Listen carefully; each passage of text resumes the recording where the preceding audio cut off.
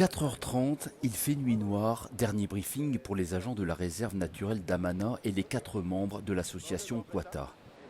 Tout à l'heure, tiens-moi au courant. Ok. D'accord. Je t'appelle. On va de l'autre côté. Objectif pour ces deux groupes, arpenter les 1,5 km de la plage d'Awala Yalimapo pour observer et surveiller la ponte des tortues. En effet, depuis un mois environ, les tortues marines sont de retour sur le littoral ouest de la Guyane. Pendant cette période de l'année, à chaque marée haute, les reptiles s'installent sur la plage à l'embouchure du fleuve Maroni pour y faire leur nid et y pondre leurs œufs. Après une marche de quelques centaines de mètres sur la plage, Ronald aperçoit une première tortue. On a vu une tortue qui arrivait et on est obligé de mettre à l'écart environ plus que 3 mètres pour faciliter la montée de la tortue sans le dérangement. Et on éteint la lumière aussi. Un comportement exemplaire à bien respecter pour éviter de faire fuir l'animal qui a besoin d'être seul pour préparer son nid.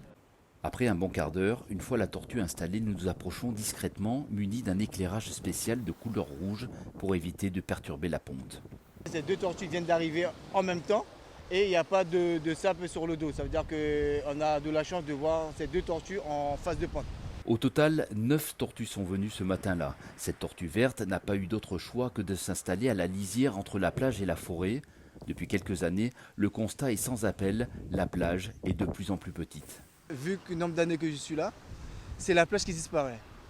L'enjeu de cette plage-là, il faut que, bon c'est vrai c'est naturel, c'est zone climatique et tout ça, c'est l'érosion, mais le changement de cette tortue, si on voit moins par avant, peut-être c'est la plage. S'il n'y a pas de plage, les tortues ne peuvent pas mettre ses œufs. Un constat aussi observé par l'association Quata qui travaille sur la faune et la flore de Guyane depuis plus de 25 ans.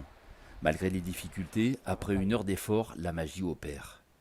Si les tortues vertes sont encore présentes sur les sites de ponte de l'ouest de la Guyane, les tortues luttes ont quant à elles quasiment disparu de cette plage. Awala Yalimapo, c'était 70 000, 80 000 pontes dans les années 80. Et on est petit à petit, pour plein de raisons, tombé à moins d'une centaine de pontes l'année dernière. Et donc une décroissance très régulière depuis 50 ans maintenant. Des pontes donc moins importantes, notamment dues à des pressions d'origine humaine et au réchauffement climatique. Quand les températures sont trop chaudes, on a tendance à avoir de plus en plus de femelles. Ça a déjà été montré en Australie, ça a déjà été montré au Brésil, où maintenant il y a des sites entiers qui ne donnent plus que des femelles. Donc bien évidemment, on comprend que sur du long terme, ça va jouer sur la dynamique de population, puisque il va manquer de mâles. Et ensuite, après, il y a tout ce qui est ressources alimentaires. Et là, dans le cas de la lutte, c'est assez spectaculaire, puisque les luttes qu'on connaît bien en Guyane, qui sont étudiées depuis, même en suivi en mer depuis 20 ans, vont aller se nourrir après les périodes de ponte aux interfaces entre les eaux chaudes et les eaux froides dans l'Atlantique Nord. Et on voit que ce front entre les eaux chaudes et les eaux froides, avec le réchauffement, a tendance à remonter de plus en plus, donc à s'éloigner des sites de ponte. Donc ça, nous on l'interprète comme étant effectivement un effort important qui est demandé aux tortues en plus pour rejoindre les sites de nourrissage. Une fois qu'elles sont sur les sites de nourrissage, où elles sont peut-être maintenant 500, 1000 km plus au nord qu'il y a 15 ans ou qu'il y a 30 ans, ça demande des efforts très importants également pour revenir. Et c'est possible que cet effort-là important, finalement, ait un effet sur la reproduction, donc des capacités de reproduction moindres. Donc plein de facteurs qui s'entremêlent. Autre problématique, les chiens errants qui mangent les œufs et le braconnage. Ici, une tortue verte a été retrouvée décapitée. On est venu la dernière fois, on est venu la voir, on a vu des traces de